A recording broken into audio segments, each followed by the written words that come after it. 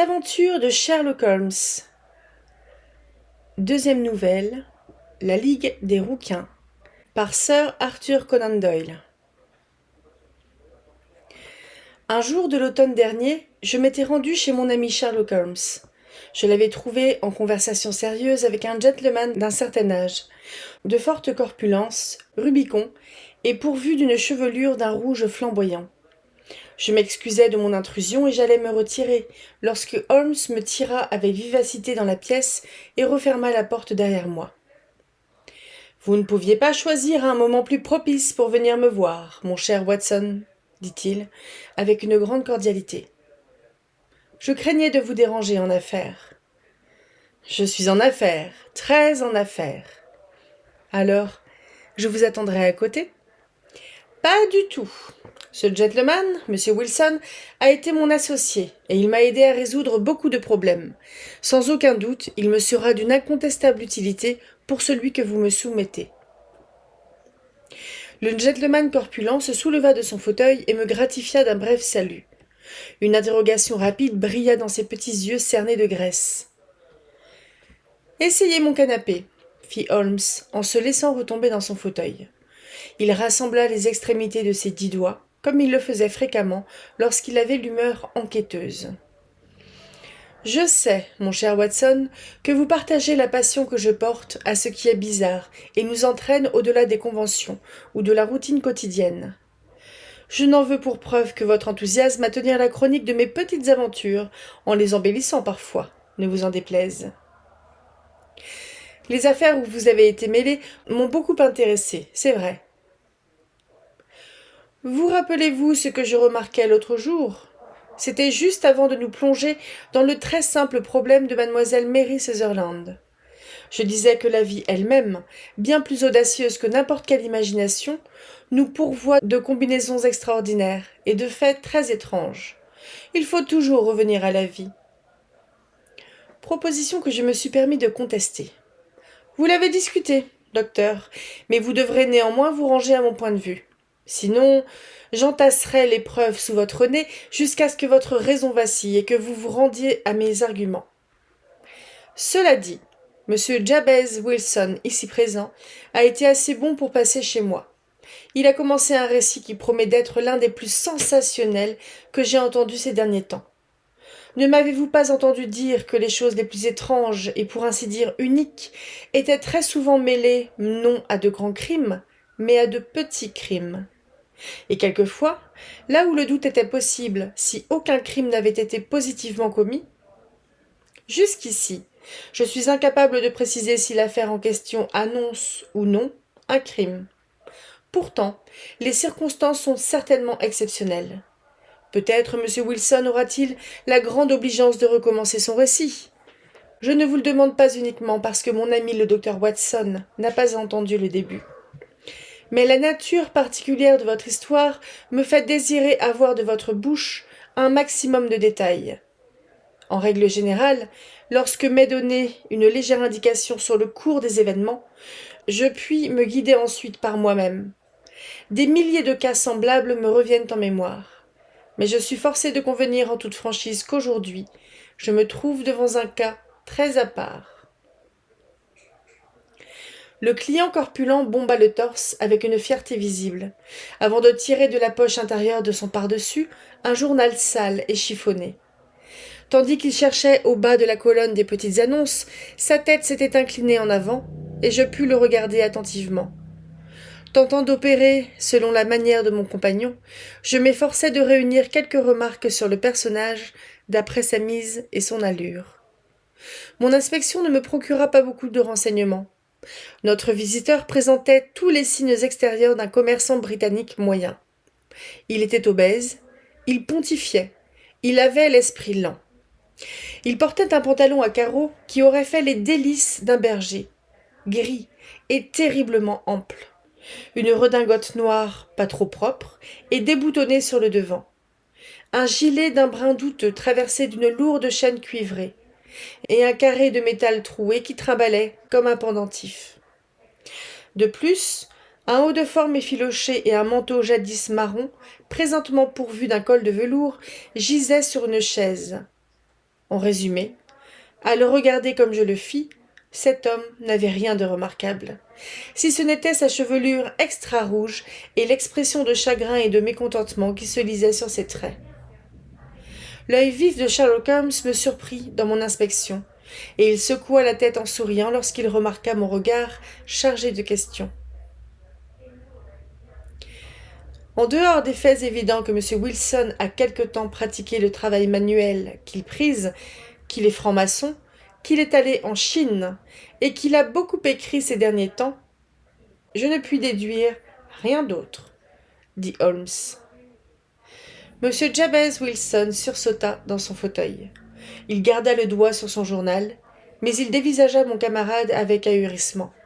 « Comment diable savez-vous tout cela, monsieur Holmes ?»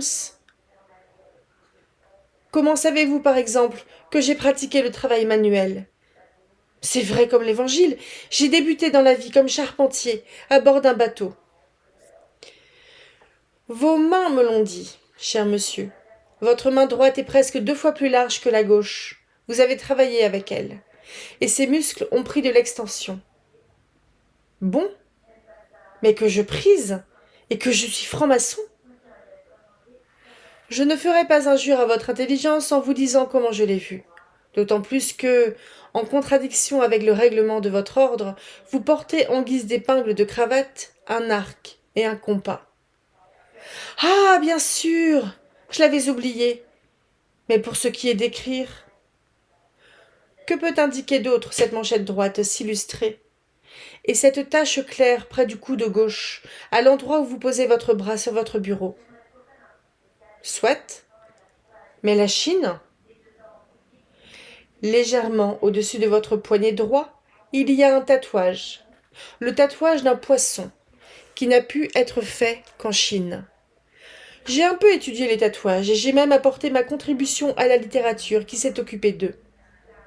Cette façon de teindre en rose délicat les écailles d'un poisson ne se retrouve qu'en Chine. Quand de surcroît je remarque une pièce de monnaie chinoise pendue à votre chaîne de montre, le doute ne m'est plus permis. M. Jabez Wilson eut un rire gras. Eh bien, c'est formidable. Au début j'ai cru que vous étiez un as, mais je m'aperçois que ça n'était pas si malin, au fond.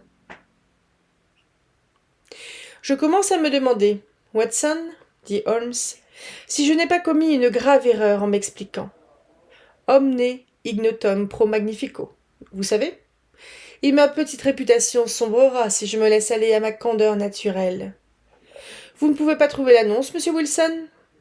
Si, je l'ai à présent, répondit-il, avec son gros doigt rougeau posé au milieu de la colonne.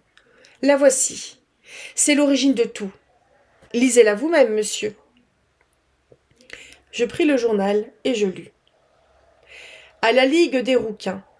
En considération du legs de feu Ezekiah Hopkins de Lebanon, Pennsylvanie, USA, une nouvelle vacance est ouverte qui permettrait à un membre de la Ligue de gagner un salaire de 4 livres par semaine pour un emploi purement nominal. Tous les rouquins sains de corps et d'esprit, âgés de plus de 21 ans, peuvent faire acte de candidature. Se présenter personnellement lundi, à 11h, à M. Duncan Ross, au bureau de la Ligue, 7 Pops Court, Fleet Street. Qu'est-ce que ceci peut bien signifier ? Articulai-je, après avoir relu cette annonce extraordinaire. Holmes gloussa, et il se tortilla dans son fauteuil. C'était chez lui un signe d'enjouement.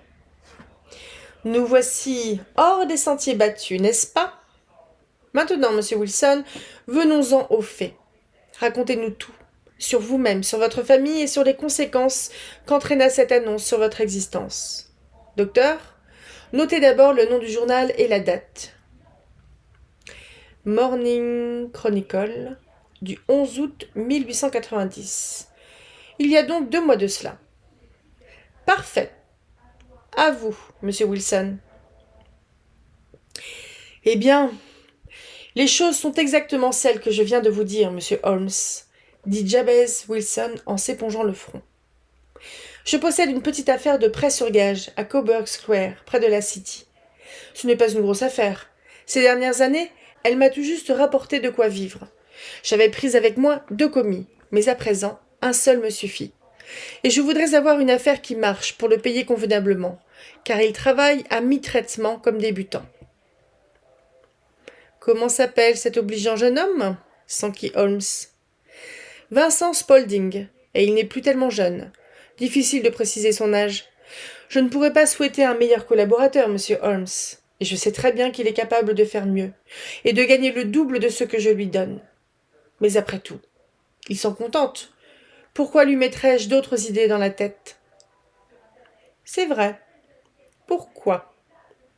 Vous avez la chance d'avoir un employé qui accepte d'être payé au-dessous du tarif.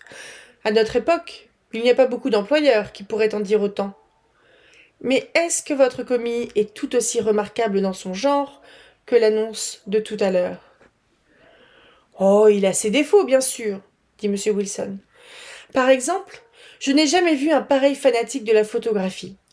Il disparaît soudain avec un appareil, alors qu'il devrait plutôt chercher à enrichir son esprit, puis il revient, et c'est pour foncer dans la cave, tel un lièvre dans son terrier, où il développe ses photos.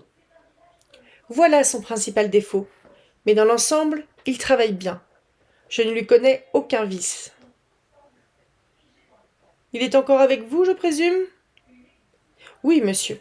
Lui, plus une gamine de 14 ans qui nettoie et fait un peu la cuisine.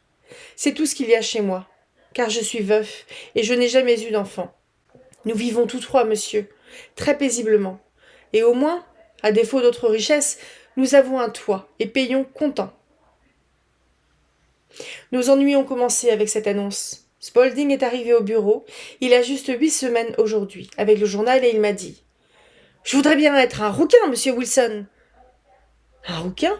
Et pourquoi ?» lui ai-je demandé. Parce qu'il y a un poste vacant à la Ligue des rouquins et que le type qui sera désigné gagnera une petite fortune. J'ai l'impression qu'il y a plus de postes vacants que de candidats et que les administrateurs ne savent pas quoi faire de l'argent du legs. Si seulement mes cheveux consentaient à changer de couleur, ça serait une belle plante pour moi. Quoi? Qu'est-ce que tu veux dire? Demandai-je. Parce que, monsieur Holmes, je suis très casanier, moi. Et comme les affaires viennent à mon bureau sans que j'aie besoin d'aller au-devant d'elles, la fin de la semaine arrive souvent avant que j'aie mis un pied dehors. De cette façon, je ne me tiens pas très au courant de ce qui se passe à l'extérieur, mais je suis toujours content d'avoir des nouvelles. Jamais entendu parler de la Ligue des rouquins? Interroge Spaulding en écarquillant les yeux. Jamais? Eh bien, ça m'épate. En tout cas, vous pourriez obtenir l'un des postes vacants. Et qu'est-ce que ça me rapporterait? Oh, pas loin de 200 livres par an. Et le travail est facile. Il n'empêche personne de s'occuper en même temps d'autre chose. Bon, vous devinez que je dresse l'oreille, d'autant plus que depuis quelques années, les affaires sont très calmes. 200 livres de plus, cela m'arrangerait bien. Vide ton sac, dis-je à mon commis. Voilà, il me montre le journal et l'annonce. Vous voyez bien qu'à la Ligue, il y a un poste vacant. Il donne même l'adresse où se présenter. Pourtant, que je me souvienne, la Ligue des rouquins a été fondée par un millionnaire américain, du nom d'Ezekiah Hopkins. C'était un type qui avait des manies. Il avait des cheveux roux et il aimait bien tous les rouquins. Quand il mourut, on découvrit qu'il avait laissé son immense fortune à des curateurs qui avaient pour instruction de fournir des emplois de tout repos aux rouquins. D'après ce que j'ai entendu dire, on gagne beaucoup d'argent pour ne presque rien faire. Mais, dis-je, des tas et des tas de rouquins vont se présenter. Pas tant que vous pourriez le croire. D'ailleurs, c'est un job qui est pratiquement réservé aux Londoniens. L'Américain a démarré de Londres quand il était jeune, et il a voulu témoigner sa reconnaissance à cette bonne vieille ville. De plus, on m'a raconté qu'il était inutile de se présenter si l'on avait des cheveux d'un roux trop clair ou trop foncé. Il faut avoir des cheveux vraiment rouges. Rouges, flamboyants, ardents, brûlants. Après tout, monsieur Wilson, qu'est-ce que vous risquez à vous présenter? Vous n'avez qu'à y aller. Toute la question est de savoir si vous estimez que quelques centaines de livres valent le dérangement d'une promenade. C'est un fait, messieurs, dont vous pouvez vous rendre compte. J'ai des cheveux d'une couleur voyante, mais pure. Il m'a donc semblé que dans une compétition entre rouquins, j'avais autant de chance que n'importe qui. Vincent Spaulding paraissait si au courant que je me dis qu'il pourrait m'être utile. Alors je lui commandai de fermer le bureau pour la journée et de venir avec moi. Un jour de congé n'a jamais fait peur à un commis. Nous partîmes donc tous les deux pour l'adresse indiquée par le journal. Je ne reverrai certainement jamais un spectacle pareil, monsieur Holmes. Venus du nord, du sud, de l'est, de l'ouest, tous les hommes qui avaient une vague teinte de roux dans leurs cheveux s'étaient précipités vers la City. Fleet Street était bondée de rouquins. Pop's Court ressemblait à un chargement d'oranges. Je n'aurais pas cru qu'une simple petite annonce déplacerait tant de gens. Toutes les nuances étaient représentées. Jaune paille, citron, orange, brique, setter irlandais, argile, foie malade. Mais Spaulding avait raison. Il n'y en avait pas beaucoup à posséder une chevelure réellement rouge et flamboyante. Lorsque je vis toute cette cohue, j'aurais volontiers renoncé, mais Spaulding ne voulut rien entendre. Comment se débrouilla-t-il pour me pousser, me tirer, me faire fendre la foule et m'amener jusqu'aux marches qui conduisaient au bureau? Je ne saurais le dire. Dans l'escalier, le flot des gens qui montaient plein d'espérance côtoyait le flot de ceux qui redescendaient blackboulés. Bientôt, nous pénétrâmes dans le bureau.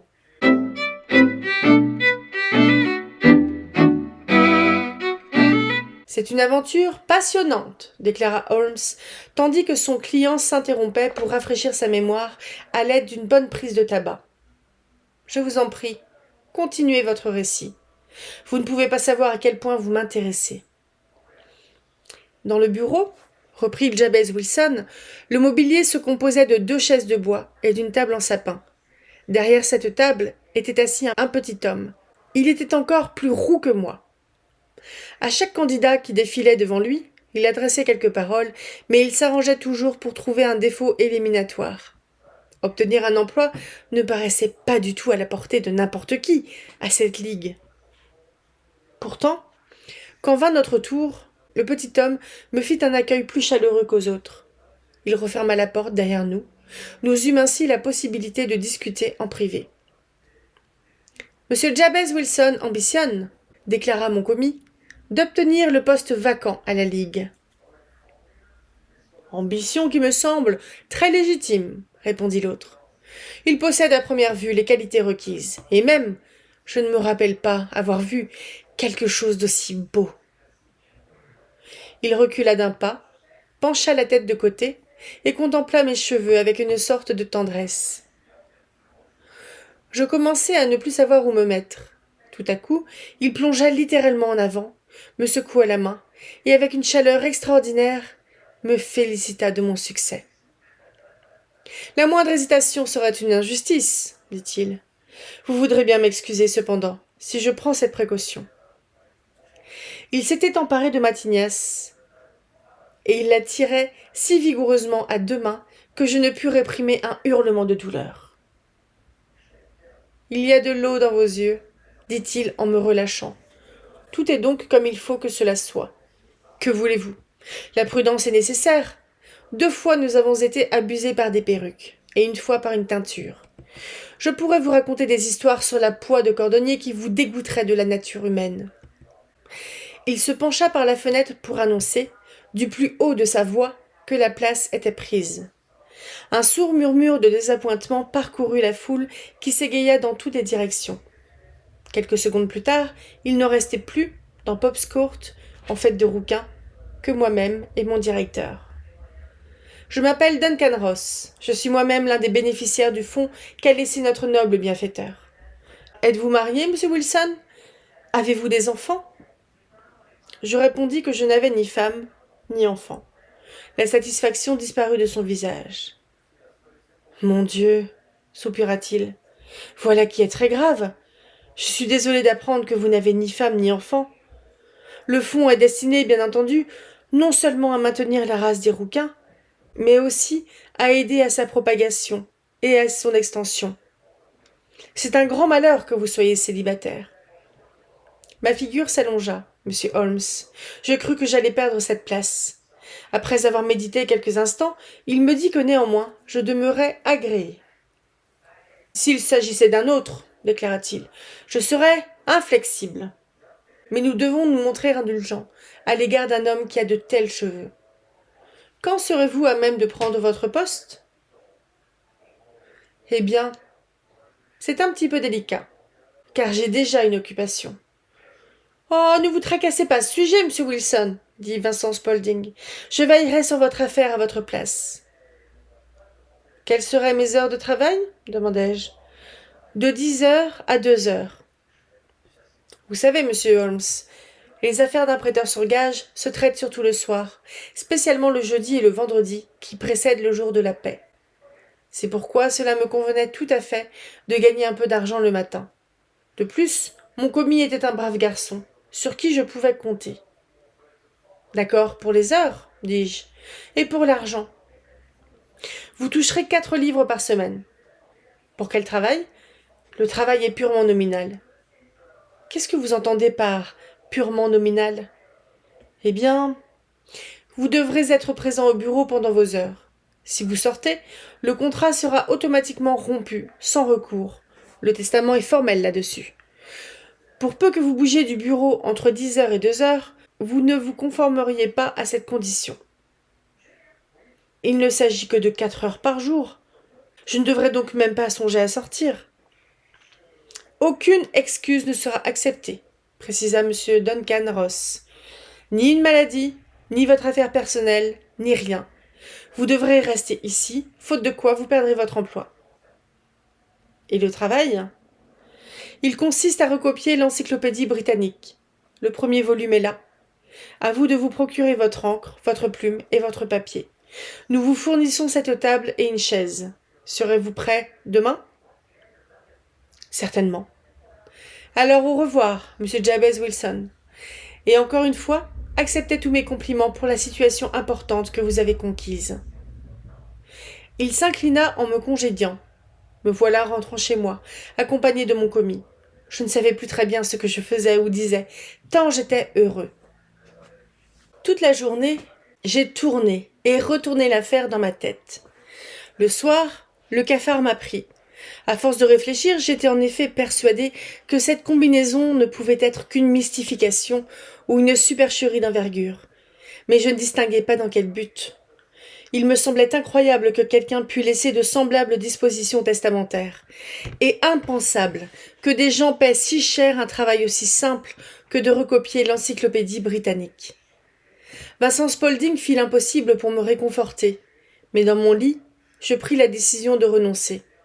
Le lendemain matin, toutefois, je me dis que ce serait trop bête de ne pas voir d'un peu plus près de quoi il retournait. J'achetai donc une petite bouteille d'encre, une plume d'oie, quelques feuilles de papier écolier, puis je partis pour Pops Court. Eh bien,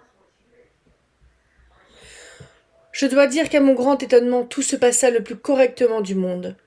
La table était dressée pour me recevoir. M. Duncan Ross se trouvait là pour contrôler que je me mettais au travail. Il me fit commencer par la lettre A et me laissa à ma besogne. Pourtant, il revint me voir plusieurs fois pour le cas où j'aurais eu besoin de lui. À 2 heures, il me souhaita une bonne journée, me félicita pour le travail que j'avais abattu, et quand je sortis, il referma à clé la porte du bureau. Ce manège se répéta tous les jours, monsieur Holmes. Chaque samedi, mon directeur m'apportait 4 souverains d'or pour mon travail de la semaine. Le matin, j'étais là à 10 heures, et je partais l'après-midi, à 2 heures. Monsieur Duncan Ross espaça peu à peu ses visites. D'abord, il ne vint plus qu'une fois le matin. Au bout d'un certain temps, il n'apparut plus du tout. Naturellement, je n'osais pas quitter la pièce un seul instant. Je ne savais jamais à quel moment il arriverait. L'emploi n'était pas compliqué, il me convenait à merveille. Je ne voulais pas risquer de le perdre. 8 semaines s'écoulèrent ainsi. J'avais écrit des tas de choses sur AB, archer, armure, architecture, attique, et je comptais être mis bientôt sur la lettre B. Je dépensais pas mal d'argent pour mon papier écolier, et j'avais presque bourré une étagère de mes grimoires, lorsque soudain, tout cassa. Cassa? Oui, monsieur, et pas plus tard que ce matin. Je suis allé à mon travail comme d'habitude à 10 heures, mais la porte était fermée, cadenassée. Sur le papier est affiché un petit carré de carton. Le voici. Lisez vous-même. Il nous tendit un morceau de carton blanc, de la taille d'une feuille de bloc-notes. Je lus. La Ligue des rouquins est dissoute. 9 octobre 1890. Sherlock Holmes et moi considérâmes successivement ce bref faire-part et le visage lugubre de Jabez Wilson, jusqu'à ce que l'aspect comique de l'affaire vînt supplanter tous les autres. Alors, nous éclatâmes d'un rire qui n'en finissait plus. « Je regrette. Je ne vois pas ce qu'il y a de si drôle !» s'écria notre client, que notre hilarité fit rougir jusqu'à la racine de ses cheveux flamboyants. « Si vous ne pouvez rien d'autre pour moi que rire, j'irai m'adresser ailleurs. »« Non, non !» cria Holmes, en le repoussant dans le fauteuil d'où il avait commencé à s'extraire. « Pour rien au monde, je ne voudrais manquer cette affaire. Elle est rafraîchissante. Mais elle comporte, pardonnez-moi de m'exprimer ainsi, des éléments plutôt amusants. Veuillez nous dire maintenant ce que vous avez fait lorsque vous avez trouvé ce carton sur la porte. »« J'avais reçu un coup de massue, messieurs. Je ne savais pas à quel saint me vouer. Je fis le tour des bureaux voisins, mais tout le monde ignorait la nouvelle. En fin de compte, je me rendis chez la propriétaire. C'est un comptable qui habite au rez-de-chaussée. Je lui ai demandé s'il pouvait me dire ce qui était arrivé à la Ligue des rouquins. Il me répondit qu'il n'avait jamais entendu parler d'une semblable association. Alors, je lui demandai qui était M. Duncan Ross. Il m'affirma que c'était la première fois que ce nom était prononcé devant lui. « Voyons, lui dis-je, le gentleman du numéro 14. »« Ah, le rouquin. »« Oui. »« Oh, fit-il. Il s'appelle William Morris. C'est un conseiller juridique. Il se servait de cette pièce pour un usage provisoire. Je la lui avais louée jusqu'à ce que ses nouveaux locaux fussent prêts. Il a déménagé hier. Où pourrais-je le trouver ? Oh, à son nouveau bureau. J'ai son adresse quelque part. Oui, 17 King Edward Street, près de Saint-Paul. Je courus, monsieur Holmes. Mais quand j'arrivai à cette adresse, je découvris une fabrique de rotules artificielles. Et personne ne connaissait ni monsieur William Morris, ni monsieur Duncan Ross. « Et ensuite, qu'avez-vous fait ?» demanda Holmes. « Je suis rentré chez moi, à Saxe-Coburg Square, pour prendre l'avis de mon commis. Mais il se contenta de me répéter que, si j'attendais, j'aurais des nouvelles par la poste. Alors ça ne m'a pas plu, monsieur Holmes. Je ne tiens pas à perdre un emploi pareil sans me défendre. Comme j'avais entendu dire que vous étiez assez bon pour conseiller des pauvres gens qui avaient besoin d'un avis, je me suis rendu droit chez vous. »« Vous avez bien fait, » dit Holmes. « Votre affaire est exceptionnelle, et je serais heureux de m'en occuper. D'après votre récit, je crois possible que les suites soient plus graves qu'on ne le croirait, à première vue. »« Plus graves ?» s'exclama M. Jabez Wilson. « Quoi ? J'ai perdu cette semaine 4 livres sterling. » « En ce qui vous concerne personnellement, » observa Holmes, « je ne vois pas quel grief vous pourriez formuler contre cette ligue extraordinaire, bien au contraire. Ne vous êtes-vous pas enrichi de quelques 30 livres ? Et je ne parle pas des connaissances que vous avez acquises gratuitement sur tous les sujets dont l'initiale était un A. Ces gens de la ligue ne vous ont lésé en rien. »« Non, monsieur, mais je tiens à apprendre la vérité sur leur compte, qui ils sont, et pourquoi ils m'ont joué cette farce. Car c'en est une. Ils se sont bien amusés, pour 32 livres. Nous nous efforcerons donc d'éclaircir à votre intention ces problèmes, monsieur Wilson. D'abord, 1 ou 2 questions, s'il vous plaît. Ce commis, qui vous a soumis le texte de l'annonce, depuis combien de temps l'employez-vous ? 1 mois, à peu près, à l'époque. Comment l'avez-vous embauché ? À la suite d'une petite annonce ? Fut-il le seul à se présenter ? Non, il y avait une 12aine de candidats. Pourquoi l'avez-vous choisi ? Parce qu'il avait l'air débrouillard et qu'il consentait à entrer comme débutant. En fait, à demi-salaire. Oui. Comment est-il fait, ce Vincent Spaulding ? Il est petit, fortement charpenté et très vif, chauve, bien qu'il n'ait pas 30 ans. Sur le front, il a une tache blanche, une brûlure d'acide. Holmes se souleva de son fauteuil. Une excitation considérable s'était emparée de lui. « Je n'en pensais pas moins, dit-il. N'avez-vous pas observé que ses lobes sont percés comme par des boucles d'oreilles ? Si, monsieur. Il m'a dit qu'une sorcière les lui avait troués quand il était petit. Fit Holmes en retombant dans ses pensées. Et il est encore à votre service ? Oh oui, monsieur. Je viens de le quitter. Et pendant votre absence, il a bien géré votre affaire ? Rien à dire là-dessus, monsieur.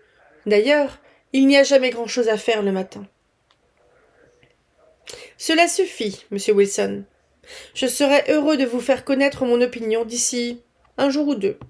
Nous sommes aujourd'hui samedi. J'espère que la conclusion interviendra lundi. Quand notre visiteur eut pris congé, Holmes m'interrogea. « Eh bien, Watson, qu'est-ce que vous pensez de tout cela ?»« Je n'en pense rien, » répondis-je franchement. « C'est une affaire fort mystérieuse. »« En règle générale, dit Holmes, plus une chose est bizarre, moins elle comporte finalement de mystère. Ce sont les crimes banals, sans traits originaux, qui sont vraiment embarrassants. De même qu'un visage banal est difficile à identifier. Mais il faut que je règle rapidement cela. Qu'allez-vous faire ? Fumer, répondit-il. C'est le problème idéal pour 3 pipes. Et je vous demande de ne pas me distraire pendant 50 minutes. Il se roula en boule sur son fauteuil, avec ses genoux minces ramenés sous son nez aquilin. Puis il demeura assis ainsi, les yeux fermés. Sa pipe en terre noire proéminait comme le bec d'un oiseau étrange. Je finis par conclure qu'il s'était endormi, et j'allais moi aussi faire un petit somme quand il bondit hors de son siège. À en juger par sa mine, il avait pris une décision. Il posa sa pipe sur la cheminée.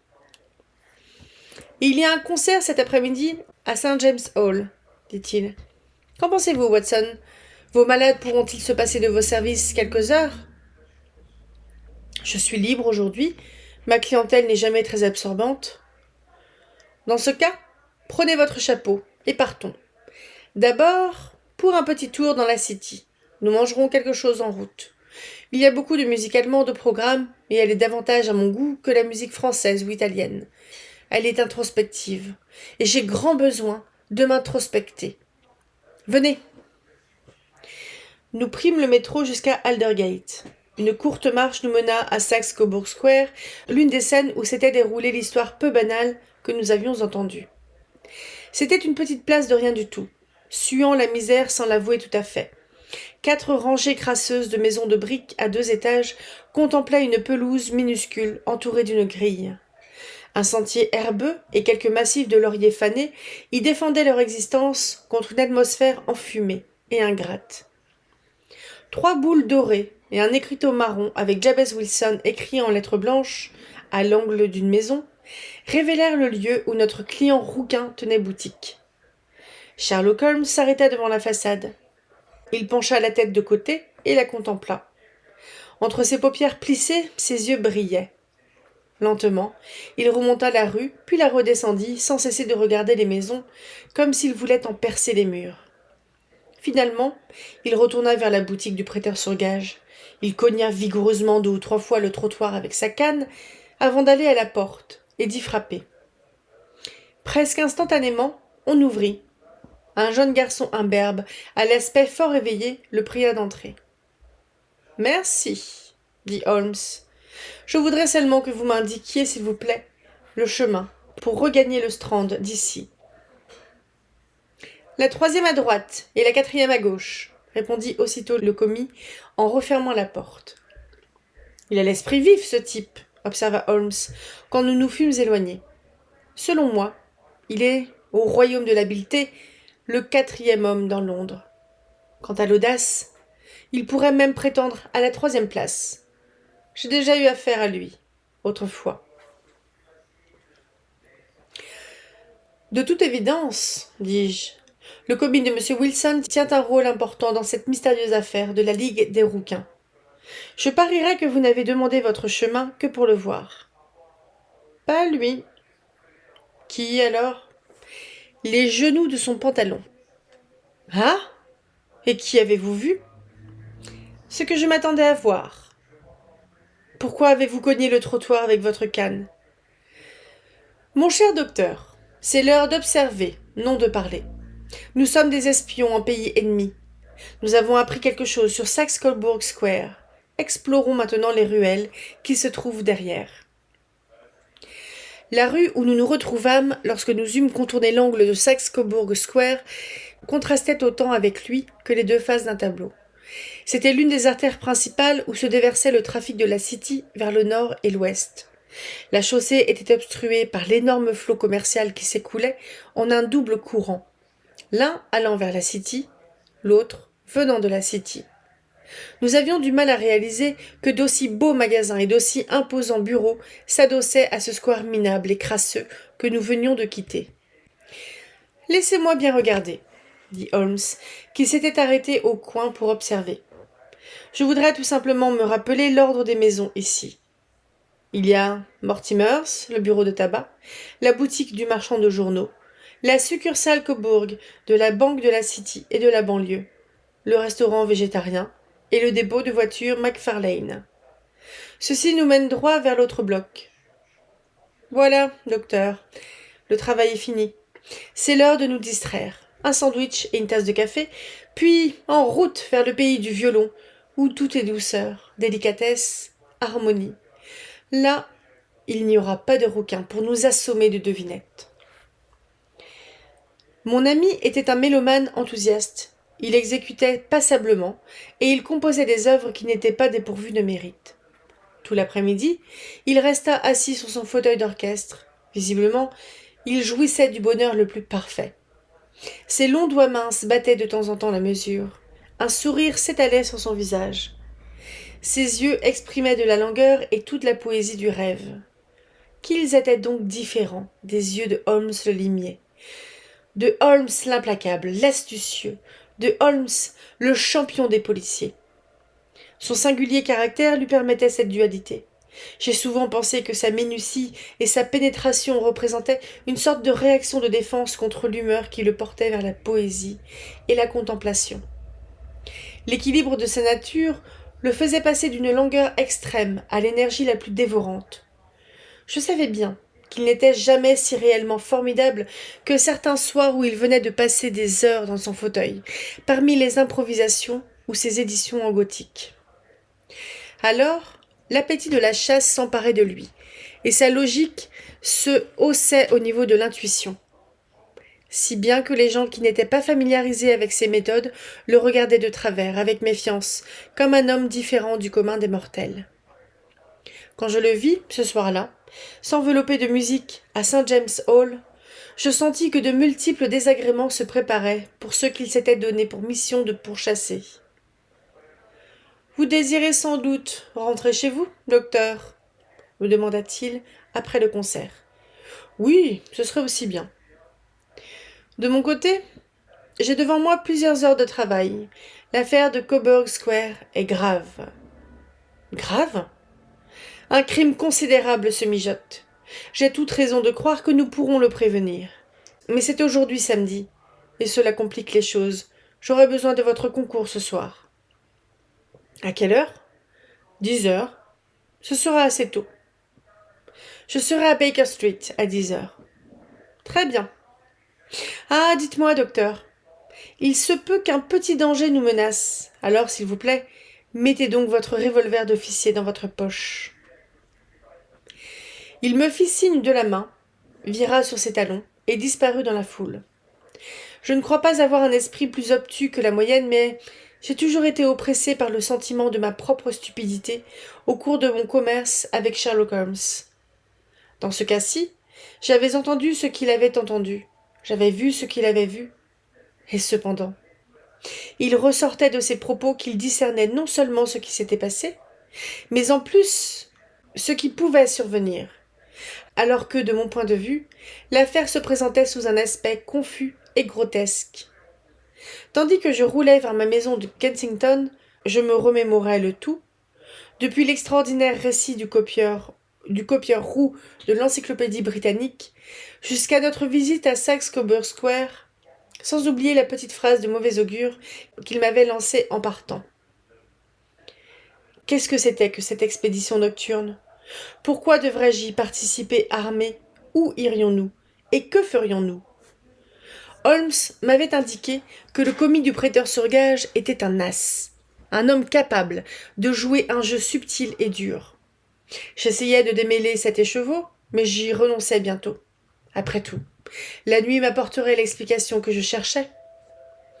À 9h15, je sortis de chez moi, et par le parc et Oxford Street, je me dirigeai vers Baker Street. Devant la porte, 2 fiacres étaient rangés. Passant dans le couloir, j'entendis au-dessus un bruit de voix. De fait, quand j'entrai dans la pièce qui servait de bureau à Holmes, celui-ci était en conversation animée avec 2 hommes. J'en reconnus un aussitôt. C'était Peter Jones, officier de police criminelle. L'autre était long et mince, il avait le visage triste, un chapeau neuf et une redingote terriblement respectable. « Ah! Nous sommes au complet !» s'exclama Holmes en prenant son lourd stick de chasse. « Watson, je crois que vous connaissez M. Jones de Scotland Yard. Permettez-moi de vous présenter M. Merryweather, qui va nous accompagner dans nos aventures nocturnes. »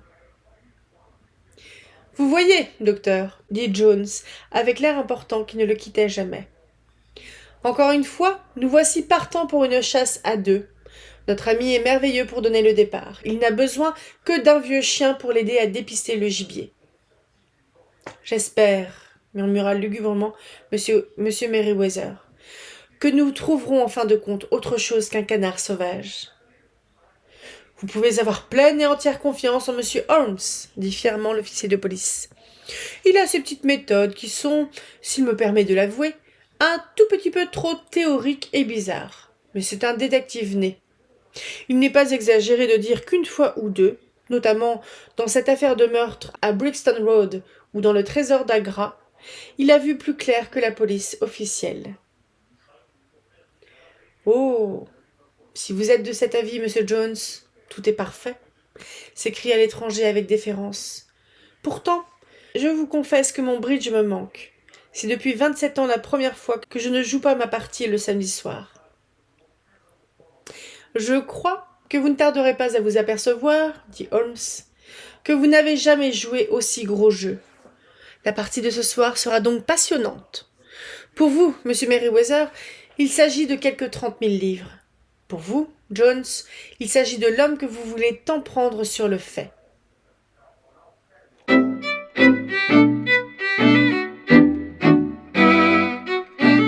John Clay, assassin, voleur, faussaire, faux-monnayeur.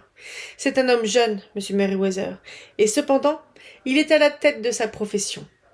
Il n'y a pas un criminel dans Londres à qui je passerai les menottes avec plus de plaisir. Un type remarquable, ce John Clay. Son grand-père était un duc royal. Lui-même a fait ses études à Eton et à Oxford. Il a le cerveau aussi agile que ses doigts. À chaque instant, nous repérons sa trace. Mais quant à trouver l'homme, un jour, il fracturera un coffre en Écosse, et le lendemain, il quêtera dans les Cornouailles pour la construction d'un orphelinat. Il y a des années que je le piste, et je ne suis jamais parvenu à l'apercevoir. J'espère que j'aurai la joie de vous le présenter cette nuit. J'ai eu moi aussi affaire 1 ou 2 fois à M. John Clay, et je vous concède que c'est un as. Mais il est plus de 10 heures. Il faut partir. Prenez tous 2 le premier fiacre. Watson et moi suivrons dans le second. Tout au long de notre route, Sherlock Holmes ne se montra guère enclin à la conversation. Du fond du fiacre, il fredonnait les airs qu'il avait entendus l'après-midi. Nous nous engageâmes dans un interminable labyrinthe de ruelles éclairées au gaz, jusqu'à ce que nous nous retrouvions dans Farringdon Street. « Nous approchons, » constata mon ami. « Ce Merryweather est un directeur de banque et cette affaire l'intéresse personnellement. J'ai pensé qu'il ne serait pas mauvais d'avoir Jones avec nous aussi. Ce n'est pas un mauvais bougre, quoique, professionnellement, je le considère comme un imbécile. Mais il a une qualité positive. Il est aussi courageux qu'un bulldog et aussi tenace qu'un homard s'il pose ses pinces sur quelqu'un. Nous voici arrivés. Ils nous attendent. » Nous avions atteint la même grande artère populeuse où nous avions déambulé le matin. Nous quittâmes nos fiacres, et guidés par M. Merryweather, nous nous engouffrâmes dans un passage étroit. Il nous ouvrit une porte latérale. Au bout d'un couloir, il y avait une porte en fer massif. Celle-ci aussi fut ouverte. Elle débouchait sur un escalier de pierre en colimaçon qui se terminait sur une nouvelle porte formidable. M. Merriweather s'arrêta pour allumer une lanterne et il nous mena vers un passage sombre qui puait la terre mouillée. Encore une porte, la troisième, et nous aboutîmes à une grande cave voûtée où étaient empilées tout autour des caisses et des boîtes de grande taille. « Par le haut, vous n'êtes pas trop vulnérable », remarqua Holmes en levant la lanterne et en regardant autour de lui. « Ni par le bas », dit M. Merriweather, en frappant de son stick les dalles du sol. « Mon Dieu !» s'écria-t-il. « Elle sonne creux !»« Je dois réellement vous prier de vous tenir un peu plus tranquille, » dit Holmes avec sévérité. « Vous venez de compromettre le succès de notre expédition. Pourrais-je vous demander d'être assez bon pour vous asseoir sur l'une de ces caisses et de ne vous mêler de rien ?» Le solennel M. Merriweather se percha sur une caisse avec un air de dignité offensée. Holmes s'agenouilla sur le sol. À l'aide de la lanterne et d'une loupe, il examina les interstices entre les dalles. Quelques secondes lui suffirent, il se remit debout et rangea la loupe dans sa poche. « Nous avons une bonne heure devant nous, » déclara-t-il. « En effet, ils ne prendront aucun risque avant que le prêteur sur gage soit couché. Seulement, ils ne perdront plus une minute, car plus tôt ils auront fini leur travail, plus ils auront de temps pour se mettre à l'abri. Nous nous trouvons actuellement, docteur, et vous l'avez certainement deviné, dans la cave d'une succursale, pour la City, de l'une des principales banques de Londres. Monsieur Merriweather est le président du conseil d'administration, et il vous expliquera les raisons pour lesquelles les criminels les plus audacieux de la capitale n'auraient pas tort de s'intéresser à présent à cette cave. « C'est notre or français, » chuchota le président, « et nous avons été avertis à plusieurs reprises qu'un coup était en préparation. »« Votre or français ?»« Oui. Il y a quelques mois, nous avons eu l'occasion de consolider nos ressources. À cet effet, nous avons emprunté 30 000 Napoléons à la Banque de France. Mais dans la City, on a appris que nous n'avons jamais eu besoin de cet argent frais et qu'il était dans notre cave. La caisse sur laquelle je suis assis contient 2000 Napoléons, enveloppés de papier de plomb. Notre réserve métallique est beaucoup plus forte en ce moment que celle qui est généralement affectée à une simple succursale. Et la direction redoute quelque chose. « Crainte tout à fait justifiée, » ponctua Holmes. « Maintenant, il serait temps d'arranger nos petits plans. Je m'attends à ce que l'affaire soit mûre dans une heure. D'ici là, monsieur Merriweather, faites tomber le volet de votre lanterne. »« Alors, nous resterons dans le noir ? J'en ai peur. J'avais emporté un jeu de cartes, monsieur Merriweather, et je pensais que puisque nous serions 4, vous auriez pu faire quand même votre partie de bridge. Mais l'ennemi a poussé si loin ses préparatifs que toute lumière nous est interdite. Première chose à faire, choisir nos places. Nos adversaires sont gens audacieux. Nous aurons l'avantage de la surprise, c'est entendu. Mais si nous ne prenons pas le maximum de précautions, gare à nous. Je me tiendrai derrière cette caisse. Vous autres, dissimulez-vous derrière celle-là. Quand je projetterai la lumière sur eux, cernez-les, en vitesse. Et s'ils tirent, Watson, n'ayez aucun scrupule. Abattez-les comme des chiens. Je posai mon revolver, armé, sur la caisse en bois derrière laquelle je m'accroupis. Holmes abaissa le volet de la lanterne. Nous fûmes plongés dans l'obscurité. Et cette obscurité me parut effroyablement opaque. L'odeur du métal chauffé demeurait pour nous convaincre que la lumière n'était pas éteinte et qu'elle jaillirait au moment propice. Mes nerfs, exaspérés par cet affût particulier, me rendaient plus sensible à l'atmosphère glacée et humide de la cave. « Ils n'ont qu'une retraite possible, » chuchota Holmes. « La maison de Saxe-Cobourg Square. Je pense que vous avez fait ce que je vous avais demandé, Jones. » Un inspecteur et 2 agents font le guet devant la porte. Par conséquent, tous les trous sont bouchés. Il ne nous reste plus qu'à nous taire et à attendre. Comme le temps nous sembla long. En confrontant nos souvenirs, ensuite, nous découvrîmes qu'il ne s'était écoulé qu'1 heure et quart avant l'action. Nous aurions juré que la nuit entière avait passé et que l'aube blanchissait déjà le ciel au-dessus de nos têtes. J'avais les membres raides et endoloris, car j'avais peur de faire du bruit en changeant de position. Quant à mes nerfs, ils étaient tellement tendus que je percevais la respiration de mes 3 compagnons. Je distinguais même celle de Jones, plus lourde, de celle du président du conseil d'administration de la banque, qui ressemblait à une poussée régulière de soupirs. De ma place, je pouvais observer les dalles par-dessus la caisse. Soudain, mes yeux aperçurent le trait d'une lumière. D'abord, ce ne fut qu'une étincelle rougeâtre sur le sol dallé, puis elle s'allongea jusqu'à devenir une ligne jaune. Et alors, sans le moindre bruit, une fente se produisit et une main apparut. Blanche, presque féminine, cette main se posa au centre de la petite surface éclairée. Elle tâtonna alentour. Pendant 1 minute ou 2, la main, avec ses doigts crispés, émergea du sol. Puis, elle se retira aussi subitement qu'elle était apparue. Tout redevint noir, à l'exception de cette unique lueur rougeâtre qui marquait une fente entre 2 dalles. La disparition de la main, cependant, ne fut que momentanée. Dans un bruit de déchirement, d'arrachement, l'une des grosses dalles blanches se souleva sur un côté. Un trou carré, béant, se creusa et une lanterne l'éclaira. Par-dessus le rebord, un visage enfantin, imberbe, surgit. Il inspecta les caisses du regard. De chaque côté de l'ouverture ainsi pratiquée dans le sol, une main s'agrippa. Les épaules émergèrent, puis la taille. Un genou prit appui sur le rebord. L'homme se mit debout, à côté du trou. Presque au même moment se dressa derrière lui un complice, aussi agile et petit que lui, avec un visage blême et une tignasse d'un rouge flamboyant. « Tout va bien, murmura-t-il.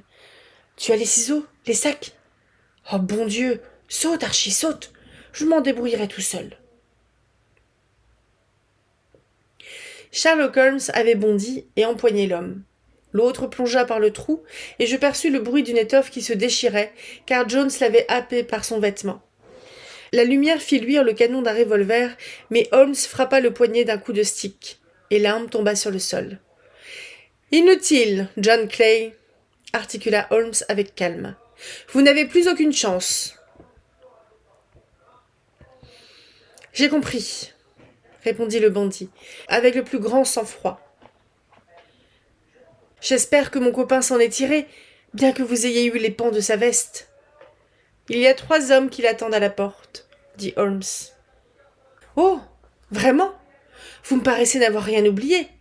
Puis-je vous féliciter ? » ?»« Moi aussi, je vous félicite, » dit Holmes. « Votre idée des rouquins était très originale et efficace. »« Vous retrouverez bientôt votre copain, » dit Jones. « Il descend dans les trous plus vite que moi. Tendez-moi les poignets, afin que j'attache les menottes. »« Je vous prie de ne pas me toucher avec vos mains crasseuses, » observa notre prisonnier, tandis que les cercles d'acier se refermaient autour de ses poignets. « Vous ignorez peut-être que j'ai du sang royal dans les veines.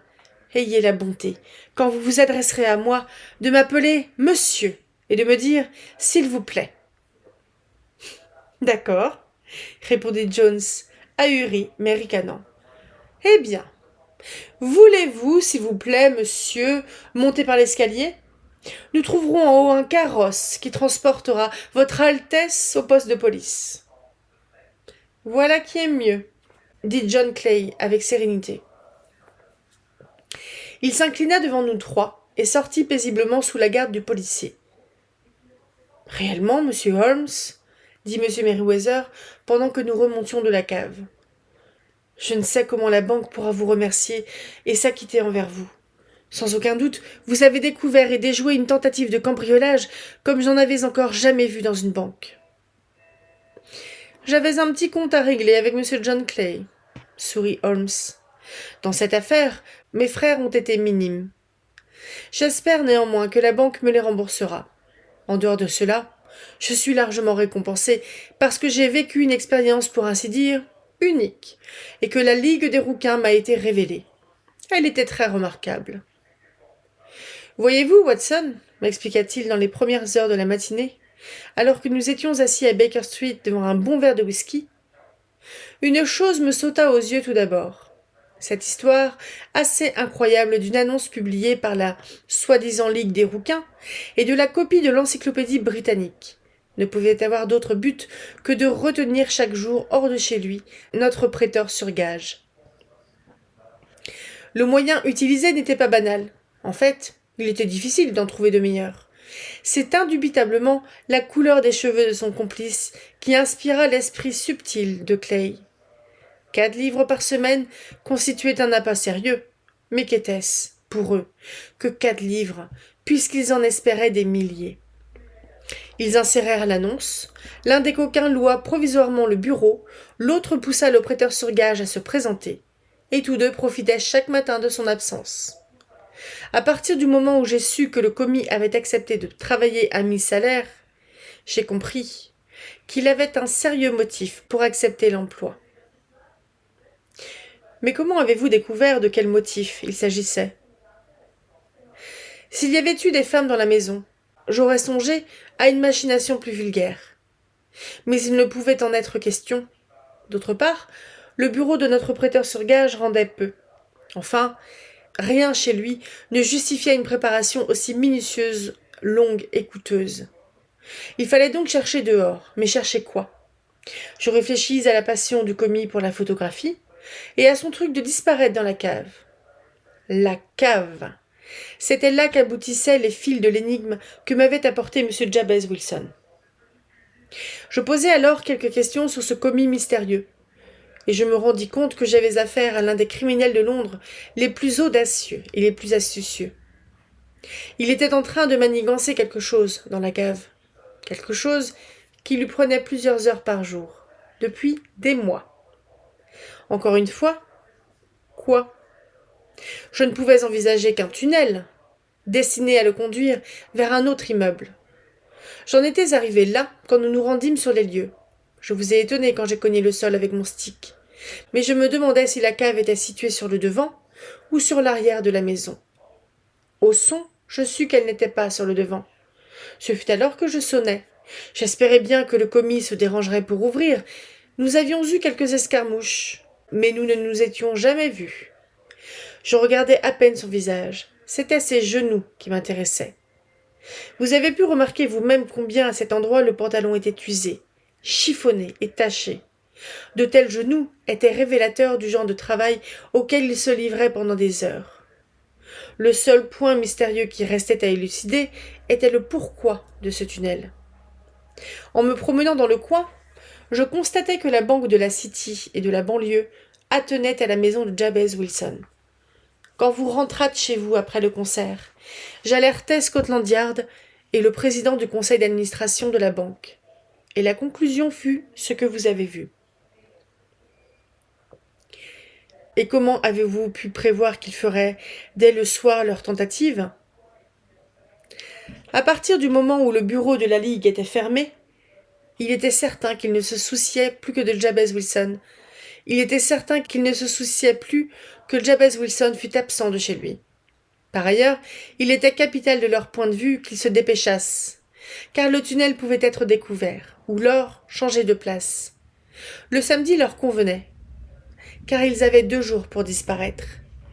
C'est pour toutes ces raisons que je les attendais pour hier soir. « Votre logique est merveilleuse !» m'écriai-je avec une admiration non feinte. « La chaîne est longue, et cependant, chaque anneau se tient. » « La logique me sauve de l'ennui, » répondit-il en bâillant. « Hélas, je le sens qui me cerne encore.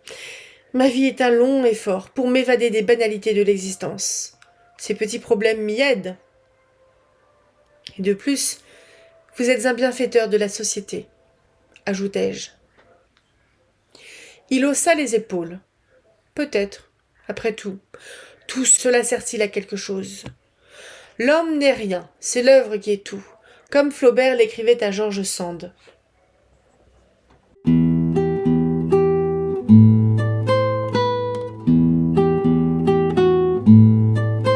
Bonjour et bienvenue dans ce deuxième vlog lecture sur les aventures de Sherlock Holmes, donc de Sir Arthur Conan Doyle.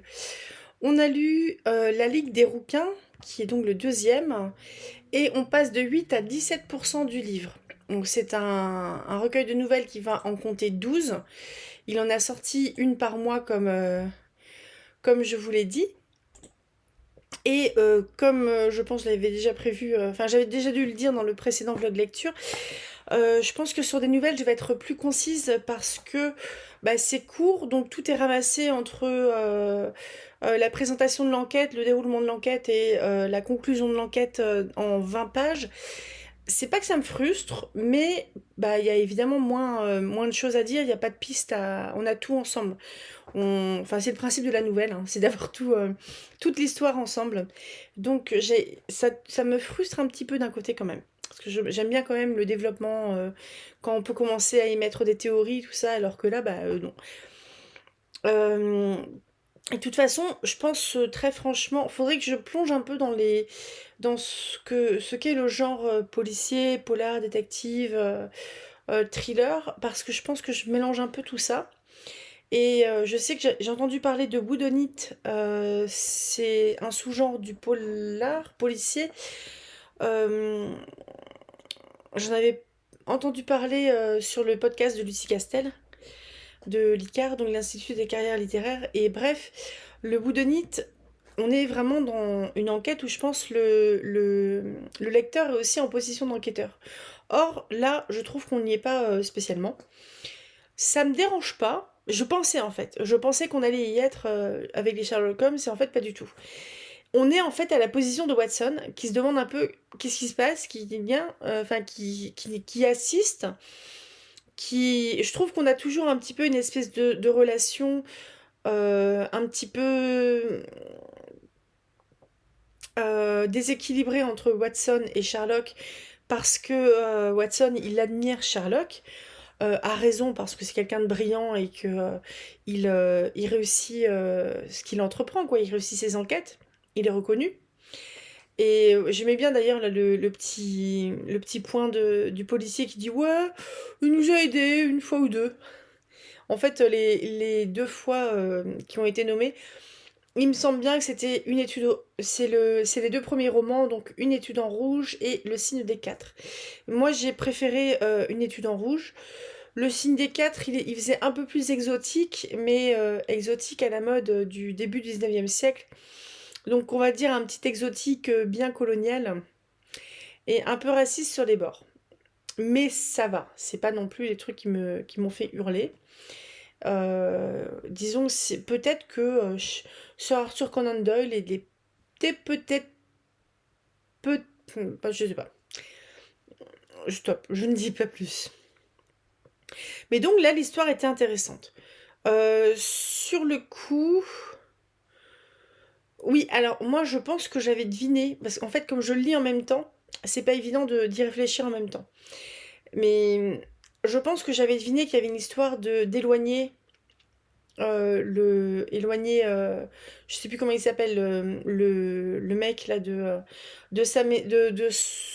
son entreprise pendant 4 heures tous les jours en lui filant de la thune. Donc je pense que c'était enfin moi j'avais capté en fait qu'il y avait une volonté de l'éloigner pour faire un peu ce qu'il voulait. Et je pense que j'avais quand même plus ou moins deviné aussi l'histoire de bah, c'était faire quelque chose sur place. Et si son entreprise, sa boutique de prêt sur gage ne fonctionnait pas plus que ça, c'était pas pour aller lui faire les caisses, enfin aller lui faire les poches, c'était pour autre chose. Donc je pense que j'avais plus ou moins deviné que c'est un truc qui se passait autour et voir des maisons voisines, quelque chose comme ça. Ça aurait pu être du recel, ça aurait pu être plein de choses différentes. Donc j'ai trouvé ça plutôt intéressant. Euh, j'ai pas trop bien capté pourquoi ils avaient de l'or français par contre. Là je crois qu'on est en 1814, un truc comme ça, donc à la même époque que les Austen. Pourquoi ne pas marier des héroïnes austeniennes et Sherlock, même s'il n'est pas intéressé? Ça pourrait être marrant. Franchement, pourquoi pas. Ça peut être un crossover intéressant. Mais donc, ouais, c'était cool. Après, pas plus que ça. Je pense qu'ils ont nommé aussi Mary, qui est la femme de Holmes. Holmes, j'ai l'impression... Non, je recommence. Ils ont nommé à un moment Mary, qui est la femme de Watson, qu'il a rencontrée dans le deuxième livre. Mes chats sont en train de chasser une bestiole qu'ils ont ramenée tout à l'heure, un insecte. J'espère qu'ils vont rien péter. Des bêtises. Donc, a priori, ils ont rien cassé. Mais en fait, je trouve que la petite frustration que je peux avoir, moi, c'est que dans le premier, dans une étude en rouge, c'était à peu près une durée équivalente, donc un bouquin aussi gros que Le Signe des Quatre, et je trouvais super intéressant de rencontrer ces personnages-là. Mais en fait, maintenant, le truc qui me frustre, c'est de pas connaître plus que ça sur eux. Parce que on a un Holmes, on sait absolument rien sur sa famille, on sait absolument rien à part qui fait des bouquins de temps en temps pour des petites publications sur les cigares ou des trucs comme ça, sur la boue, sur le papier, enfin sur plein de trucs différents qu'il aide dans ses recherches. Et Watson, c'était un ancien médecin militaire qui, qui boitait. Et je crois même qu'il avait quand même des cauchemars ou des trucs comme ça en premier bouquin. On sait plus. Le mariage l'a guéri, peut-être. Mais, enfin, vous voyez, il y a des petits trucs qui me manquent. Donc, je dis pas que c'est nul, hein, évidemment. Et je pense que c'est pas le lieu dans un recueil de nouvelles de nous donner des petites nouvelles de... tiens, en fait, qu'est-ce que cette thématique-là devient ou est-ce qu'on aborde cette thématique-là? Donc, je pense qu'on va en apprendre peut-être plus dans le prochain roman. Il me semble que c'est Le Chien de Baskerville le prochain. Mais bref, bon, moi ça me dérange pas, hein. J'aime bien, mais je suis un peu frustrée. Non, après c'est les mémoires de Sherlock Holmes. Et après c'est Le Chien de Baskerville. Je suis pas sûre d'être dans le bon ordre. J'ai compté le nombre de nouvelles qu'il y avait dans chaque recueil. Je vais vous faire un petit récap en dessous dans la barre de description parce que en fait dit comme ça va pas être très intéressant. Donc je pense que je vais vous le mettre systématiquement en dessous avec l'ordre de lecture. C'est un ordre de lecture qu'il y avait dans le livre numérique. Bon, bah je m'arrête là parce que ouais, j'ai l'air moyen emballé. Je trouve ça intéressant, hein, mais moyen. Peut-être que les nouvelles, c'est moins mon truc, mais de toute façon, les nouvelles, ça a toujours été moins mon truc. Je crache pas sur le format, c'est juste que je suis un peu frustrée parce que le format, il est court. Et c'est pareil pour les contes, c'est pareil pour les choses qui sont courtes. Parce que j'aime bien les bons pavés. Voilà. Je vous dis à demain pour Mansfield Park de Jane Austen. On va le lire peut-être 2-3 chapitres suivants. Donc on vient de démarrer dimanche dernier. Mercredi prochain, il est fort possible que je fasse une vidéo Je découvre Sarah Fay au travers de 3 livres ou 3 séries de livres. Et parce qu'en fait, elle a une sortie qui a eu lieu il y a un mois, donc il est peut-être temps que j'en reparle un petit peu. Et, et puis voilà. Je vous souhaite un très bon samedi. Hydratez-vous, profitez du soleil, mais pas trop. À tout bientôt. Salut.